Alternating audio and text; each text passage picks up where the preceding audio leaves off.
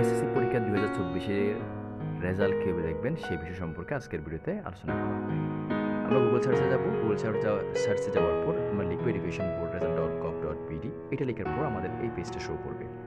এই পেজটা শো করলে আমরা এখানে কি করব? আমরা এখানে ইয়ার, তারপর হচ্ছে বোর্ড, রোল নাম, রেজিস্ট্রেশন নং এগুলো দেওয়া আছে।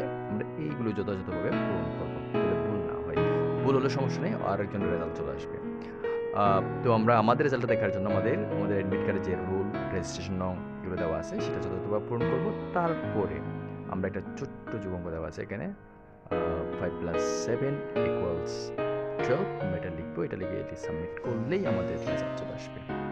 আমরা দেখতে পাচ্ছি আমি যার রেজাল্টটা দেখতেছি তিনি দুর্ভাগ্যবশত ফেল করছে। I am so sorry. এটা অবশ্যই খারাপ লাগতেছে। প্রথম একটা রেজাল্ট দেখলাম সেটা ফেল। যাই হোক আমরা আরেকটা রেজাল্ট দেখব। আমরা আরেকটা রেজাল্ট দেখার জন্য আমাদের কী করতে হবে? আমাদের রিসেটে ক্লিক করতে হবে। এই রিসেটে ক্লিক করার পর আমাদের আবার বোর্ড, রোল নং, রেজিস্ট্রেশন নং, তারপর এখানে আবার একটা ছোট্ট যুগ্ম দেওয়া থাকবে। এবার কিন্তু যুগ্মটা আগের মতো নেই।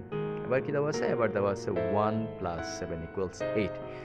তারপর এই বিশাল কঠিন অঙ্কটা আপনি সমাধান করার পর যখনই আপনি সাবমিট করবেন আপনার রেজাল্ট চলে আসবে। এই যে চলে আসছে। খুব ভালো রেজাল্ট করেছে 4.28। যাই হোক আমি এই ওয়েবসাইটের লিঙ্ক কমেন্টে দিয়ে দিব। আপনারা 1 মিনিটের মধ্যে দেখে ফেলতে পারবেন।